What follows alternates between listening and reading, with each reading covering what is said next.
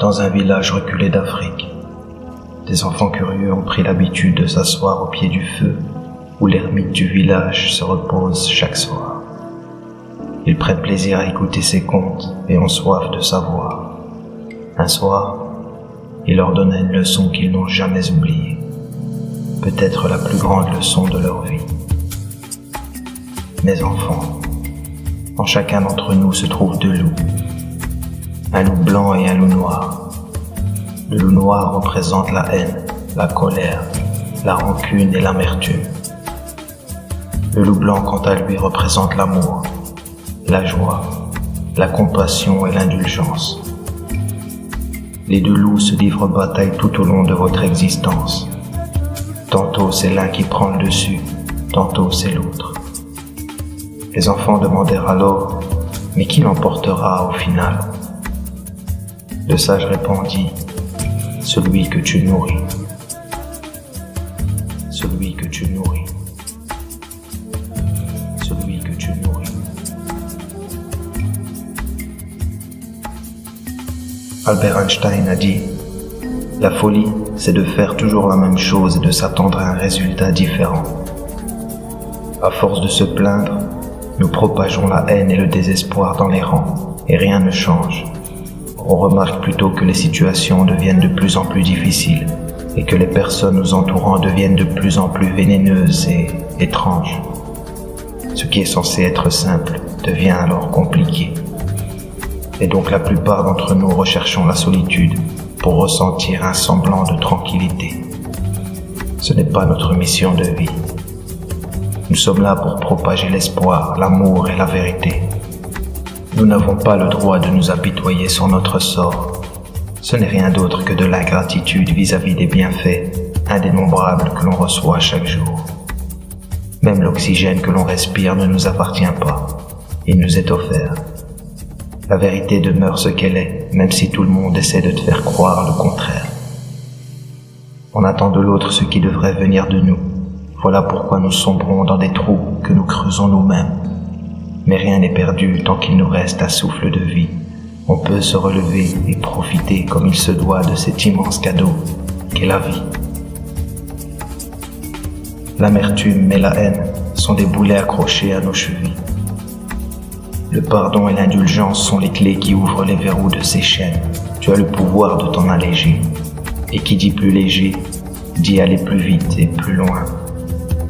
La vie est trop belle et bien trop courte pour laisser ce genre d'émotions nous voler notre temps.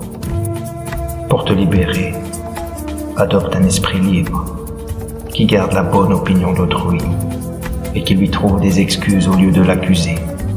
Ce qui se passe à l'extérieur résulte la plupart du temps de ce qui se passe à l'intérieur. Aujourd'hui, la voie du salut t'est offerte. Il te suffit seulement de tendre les bras. Si tu t'habilles du manteau de l'indulgence en étant aveugle sur les défauts des autres, tu réchaufferas leur cœur et tu les changeras. Personne ne change par obligation ou avec dureté. Trouve seulement le chemin de leur cœur et tu auras compris comment t'y prendre. Nous recevons 86 400 secondes par jour, qui sont comptées, toutes plus précieuses les unes que les autres. Pourquoi les perdre dans la peur, la haine et le désespoir? Chacune de ces secondes a besoin de ton sourire. Ce monde a besoin de toi. La bonne parole est si contagieuse. Il se peut que certaines paroles que tu as formulées à quelqu'un il y a quelques années se propagent encore à l'heure actuelle. Ne néglige aucune bonne action. Elles te reviennent au centuple. Ne sois pas pressé ou stressé. Regarde comme les plantes et les animaux vivent en toute tranquillité. Rien n'est parfait, hormis tout. Tout suit son cours. Le fleuve finit toujours dans la mer, peu importe le nombre de jours. Un univers parfait, régi par un maître calme et silencieux. Rien n'a été omis, alors pourquoi désespérer? Tout ce qui nous arrive fait partie de ce plan, alors pourquoi laisser des nuages noirs obscurcir nos regards? Penses-tu que ton Seigneur t'a oublié? Penses-tu qu'il est susceptible d'avoir commis une erreur? Qu'il manque une pièce à ce puzzle qu'est ta vie? et que tu finiras par tomber dans une faille spatio-temporelle? Non, voyons. On se dit croire et être persuadé, mais nos actes et nos pensées disent l'inverse. On se dit placer notre confiance, mais au moindre obstacle on doute. Et ce doute se reflète sur notre conduite et nos paroles. Le créateur de ces miracles n'a pas perdu un grain de sa royauté sur sa création, et le test continue. Et le test continue. Et le test continue. Et le test continue.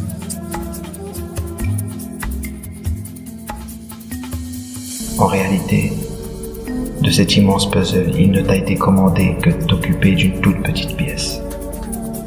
De faire en sorte de ne pas la perdre. C'est ton âme. Ne perds pas ton âme dans la haine et procure-lui ce qu'elle a besoin pour être en harmonie. Et sa nourriture, c'est l'amour. Elle ne demande qu'à vivre. En vérité, pour avoir les choses, il faut d'abord les donner ou vouloir profondément le faire.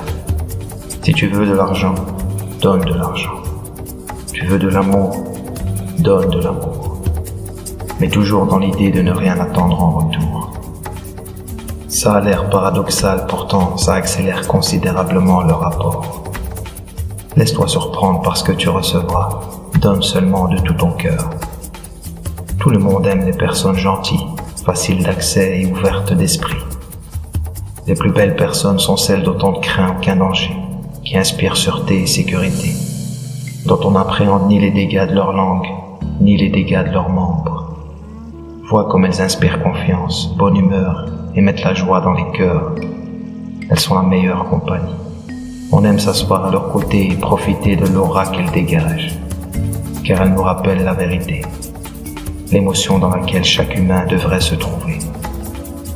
Ce monde est une école. Les épreuves en sont les tests. Et il faut vouloir apprendre pour recevoir les réponses. Un grand sage a dit un jour, pour accéder au paradis éternel, il faut d'abord vivre le paradis terrestre. Paix sur toi, ton frère en humanité.